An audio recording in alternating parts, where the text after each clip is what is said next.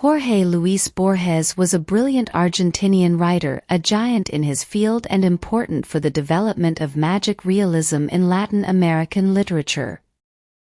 It is believed that he never won a Nobel Prize for literature because of his political conservative stance. He went blind in his mid-50s, which was a cruel thing to a man who liked to read so much, but still he continued to lecture and travel all around the world, as a deeply respected intellectual that he always was. Here are a collection of his greatest quotes. No one should read self-pity or reproach into this statement of the majesty of God, who with such splendid irony, granted me books and night at one touch. Over time, you learn the subtle difference between holding a hand and imprisoning a soul. I have always imagined that paradise will be a kind of library. Don't talk unless you can improve the silence. Any life, no matter how long and complex it may be, is made up of a single moment, the moment in which a man finds out, once and for all, who he is. Reading is an activity subsequent to writing, more resigned, more civil, more intellectual. To die for a religion is easier than to live it absolutely. Writing is nothing more than a guided dream. Man is the only creature who refuses to be what he is. I am not sure that I exist actually. I am all the writers that I have read, all the people that I have met, all the women that I have loved, all the cities I have visited. Over time you learn that being with someone because they offer you a good future means that sooner or later you'll want to return to your past.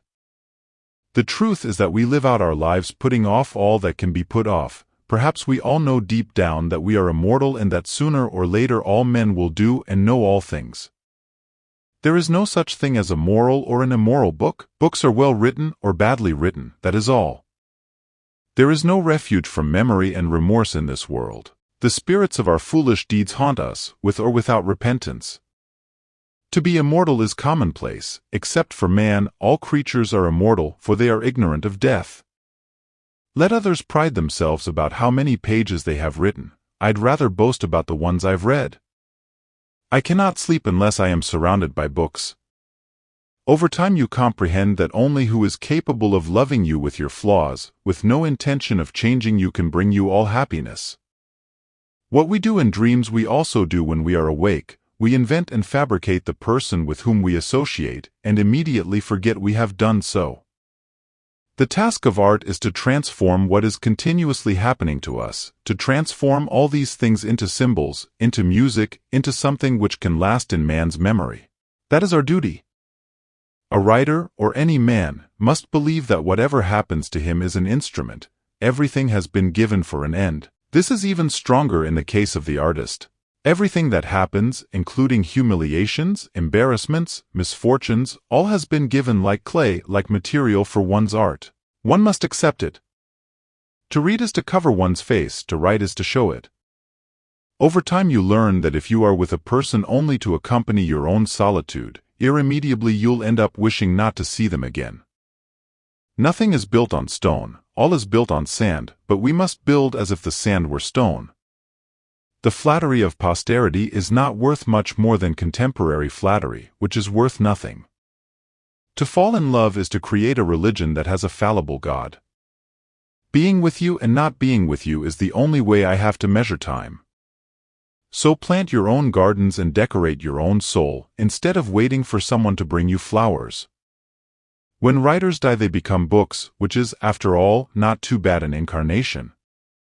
Heaven and hell seem out of proportion to me. The actions of men do not deserve so much. Over time you realize that in fact the best was not the future, but the moment you were living just that instant. Truly fine poetry must be read aloud.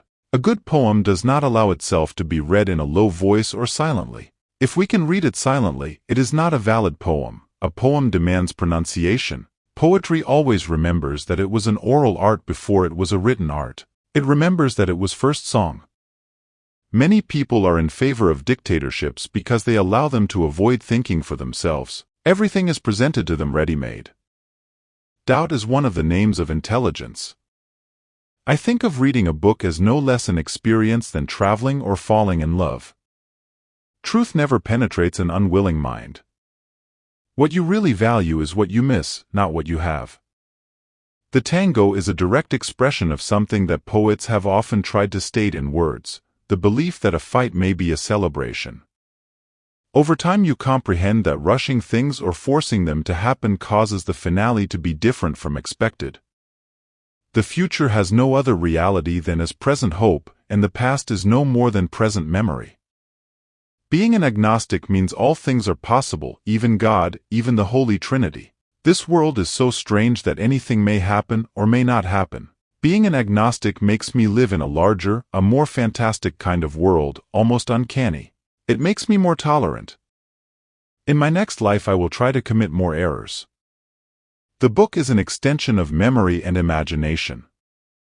Over time you learn that everyone can apologize, but forgiveness is an attribute solely of great souls.